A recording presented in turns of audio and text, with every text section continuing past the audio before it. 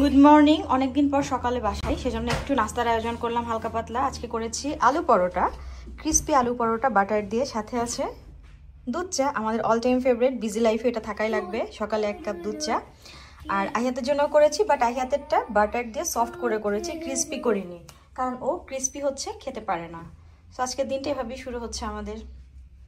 আসসালামু আলাইকুম। আজকে আমরা যাচ্ছি আমাদের বাসার খুব কাছে, সবচাইতে কাছে একটা পার্কে।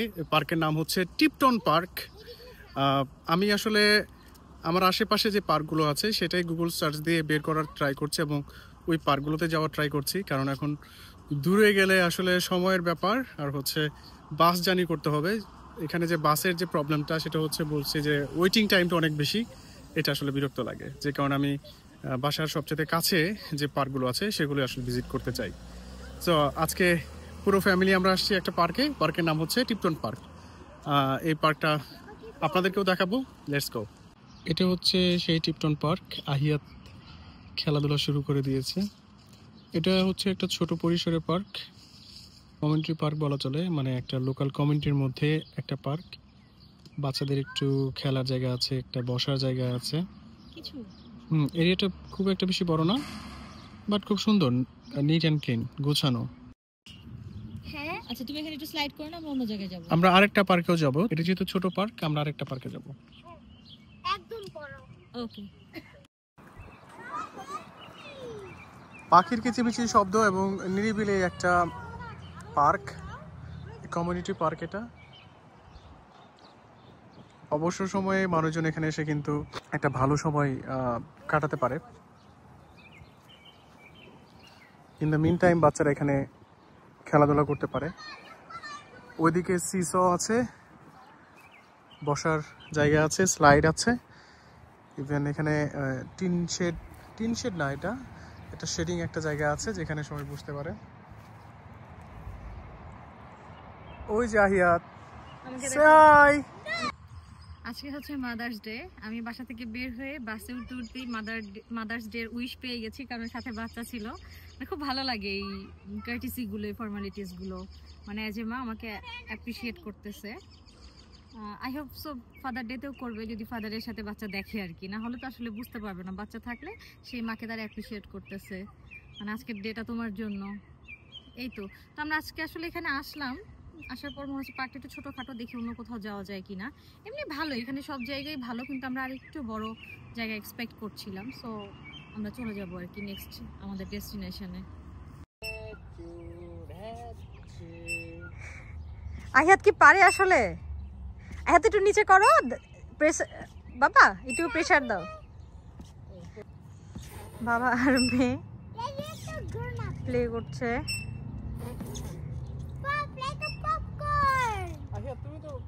তোমার তো ওইটা হচ্ছে না, আমাকেই করতে হচ্ছে। যে ওয়েট আকাশে উড়ে না, উইংস একটা দিয়ে দিলেই হবে শুধু। ইন্ডিয়ানরা নরমালি যে রঙের কাপড় চোপড় পরে ম্যাক্সিমাম হচ্ছে সাদা, গ্রে, মানে খুব একটা বেশি কালারফুল কাপড় চোপড়, ভীষণ লাইট কালার।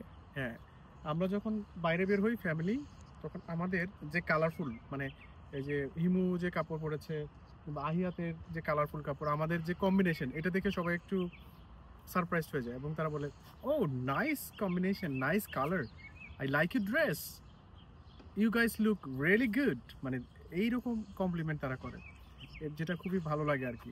কারণ আমরা যে ওদের চেয়ে ডিফারেন্ট এটা বোঝা যায় আর কি, আমাদের পোশাক আশাক, আমাদের চালচলনে, কথাবার্তায় বোঝা যায়। বিশেষ করে ফার্স্ট লুকেই বোঝা যায় যে আমরা কানাডিয়ান না, মানে আমরা যে একটা ভিন্ন সংস্কৃতি থেকে আসছি, সেটা আমাদের ড্রেস আপ দেখেই তারা বুঝতে পারে।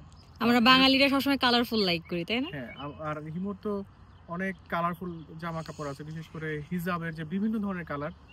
সো এটা দেখে অনেক কানাডিয়ানই হচ্ছে এটা কমপ্লিমেন্ট করে যে, I like your dress, it looks really good, it's so colourful, so vibrant actually.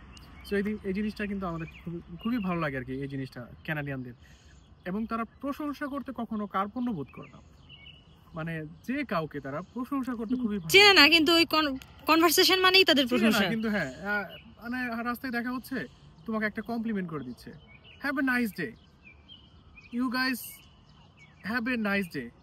Enjoy your time, মানে এই ধরনের কমপ্লিমেন্ট, এই ধরনের কথাবার্তা তারা কিন্তু বলেই থাকে, যদিও চিনে না, কিন্তু ফার্স্ট দেখাতেই তারা এই ধরনের কথাবার্তা বলে। আর আমি আমার হিজাবকে ওরা তো স্কার্ফ বলে, আমার স্কার্ফ নিয়ে আমি রেগুলার কমপ্লিমেন্ট পাই। ইভেন আপনি হাঁটছেন, আপনার পাশ দিয়ে একজন ক্যানাডিয়ান যাচ্ছে, সে আপনাকে ক্রস করছে, কোনো সমস্যা নেই, কিন্তু তারপরে তারা বলবে যে সরি সরি, মানে অকারণে আর কি, মানে কোনো ধরনের কারণ ছাড়াই সরি বলবে, এক্সকিউজ মি বলবে, থ্যাংক ইউ বলবে, কমপ্লিমেন্ট করবে। এটাই হচ্ছে ভদ্রতা, এটাই হচ্ছে সৌজন্যতা। আরেকজন বালির মধ্যে বসে পড়েছে। কি মারছো তুমি?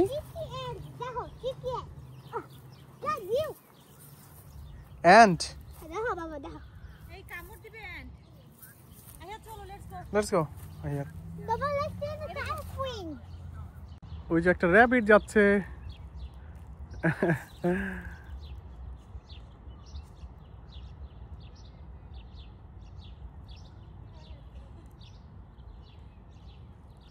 এখানে একটা হাঁস আছে।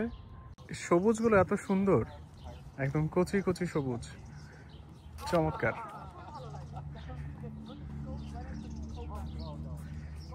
এখানেও ফুল আছে, এই যে এক ধরনের ফুল আছে, চমৎকার। আরেকটা পার্কে যাচ্ছি আমাদের বাসার কাছেই, কারণ ওই পার্কটা খুবই ছোট ছিল, সো ওখানে বসে খুব একটা বেশি ভিউ দেখার মতো তেমন কিছু নেই। আমরা একটু বড় সড়ো পার্ক যাচ্ছিলাম, জানি না যে এই পার্কটাও বড় হবে কিনা, জাস্ট গুগলে তো জাস্ট কিছু ছবি দেখা যায়, এটা নিয়ে পুরো পার্ক সম্পর্কে একটা আইডিয়া পাওয়া যায় না আর কি। সুন্দর সুন্দর কয়েকটা ছবি দেখে আসলে বোঝার উপায় নেই যে এরিয়াটা কি ছোট না বড়। Let's go. এই সবুজটা দেখে চোখ জুড়িয়ে যায়, এত সুন্দর সবুজ, চমৎকার। ফ্লাওয়ার গুলো কেমন লাগছে তোমার? সুন্দর সুন্দর। তুমি কিছু বলবে? যেটা এই ফ্লাওয়ার গুলো এত সুন্দর, আমি যে জাস্ট লাইক ইউ। হ্যাঁ, আর আমার ম্যাচ করে ড্রেসটা একদম সুন্দর। এই ফ্লাওয়ারটা বি কেয়ারফুল। সুন্দর, আর ছিড়বই না এগুলো, সো বিউটিফুল। আইয়া দেখাচ্ছে ফ্লাওয়ার গুলো কেমন, লিফ গুলো কেমন। হ্যাঁ দেখাও আমু। পাতা বলো। পাতা বাংলাতে বলতে হবে। ওকে, পাতা। আর এগুলো বিউটিফুল। এটা বলে ড্যান্ডিলাইন্স, অনেক সুন্দর তাই না? হ্যাঁ, আর আমি কি করতে পারি, যেটা আমার কিছুদিন আগে যে পার্কটাতে আসছিলাম, স্যার এফ হাসলার মেমোরিয়াল পার্ক, যেখানে হচ্ছে এডমন্টনের সেন্ট্রাল যে চেরি ব্লসমগুলো হয় সেটার মধ্যে অন্যতম একটা জায়গা। আমরা কিছুদিন আগে এখানে আসার পর দেখেছিলাম যে ব্লুমিংটা ঠিক মতো তখনও হয়নি, বাট এখন কিন্তু মোটামুটি ব্লুমিং হয়েছে, খুব চমৎকার। এবং অনেক দর্শনার্থী তারা ছবি তুলছে, ভিডিও করছে।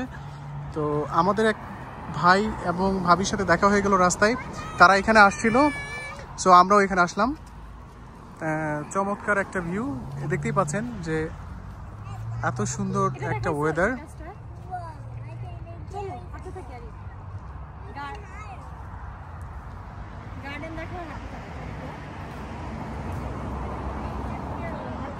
এত সুন্দর ওয়েদার, এবং একটু পরে মনে হচ্ছে বৃষ্টি হবে, থান্ডারস্টর্ম হচ্ছে উপরে আকাশে, আকাশ মেঘলা। আর এখন চেরি ব্লসমের একটা রাজত্ব বলা যায়, এটা পুরা এলাকা জুড়ে হচ্ছে চেরি ব্লসম, মানে চেরি ব্লসম।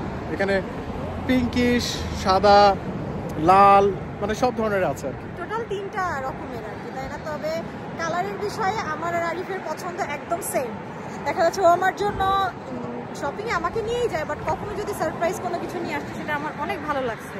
ম্যাচিং, বা ছেলেরা নাকি ম্যাচিং করতে পারে না বা এমন কিছু, বাট ওর কালার সেন্সটা অনেক বেটার লাগে। অমিল হচ্ছে ঠান্ডা গরম, আমার ঠান্ডা লাগলে ওর গরম লাগে। তাছাড়া কিন্তু আদার্স দিকে হচ্ছে আমাদের এই কালারের বিষয়ে খুব সুন্দর একটা মিল আছে, except the weather. Continuous video করতে পারিনি, এই জন্য দুঃখিত, কারণ আমরা হচ্ছে পুরো বিষয়টা এনজয় করছিলাম, দেখছিলাম এবং মুগ্ধ হচ্ছিলাম।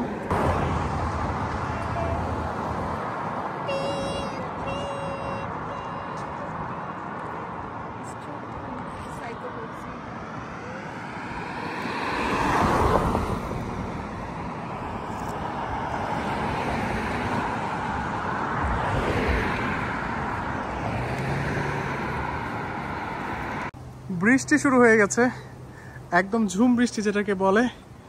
এবং এখান থেকে এই বৃষ্টির সময়কার সৌন্দর্যটা যদি দেখাতে চাই, আমরা এখন হচ্ছে সেই অ্যাক্সিডেন্টাল ব্রিজের উপরে। এই ব্রিজের নাম হচ্ছে অ্যাক্সিডেন্টাল ব্রিজ।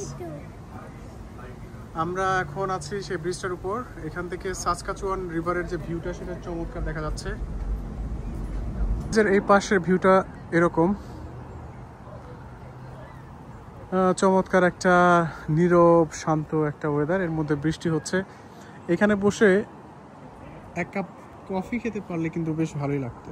আমাদেরকে এখন একটু এখানে ওয়েট করতে হবে।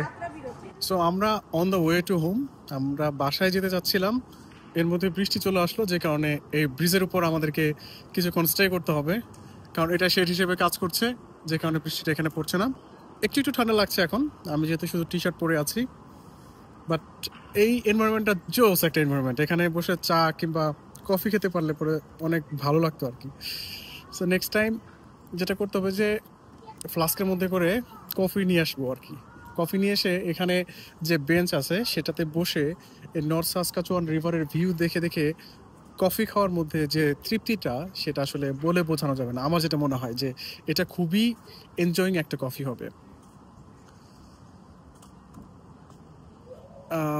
সো আমার মনে হয় যে ভিডিও থেকে এখন আমাদেরকে বিদায় নিতে হবে, যেহেতু বাসায় চলে যাব। তো সবাই ভালো থাকবেন, সুস্থ থাকবেন, আর আমাদের চ্যানেলের সাথেই থাকবেন। আমাদের জন্য দোয়া করবেন। আল্লাহ হাফেজ। সিনেমা নাটকে দেখেছিলাম যে যখন বৃষ্টি হয় কিংবা নায়িকার শীত লাগে, তখন নায়ক হচ্ছে তার জ্যাকেট কিংবা শার্ট খুলে দিয়ে দেয়। আজকে ঠিক সেরকম ঘটনাই ঘটেছে যে আমার এত হিরো সাজার কোনো কারণ নাই, কারণ সে মেয়ের জ্যাকেটটা ভুলে গেছে, যে আমার হুডিটা মেয়েকে দিয়েছি, তাহলে আমি ওটা পাই না? যেন নেক্সট টাইম ভুলে না যায়। এত বড় স্যাক্রিফাইস করার পরও নায়কের ট্যাগ পেলাম না, এটা কিছু হইলো?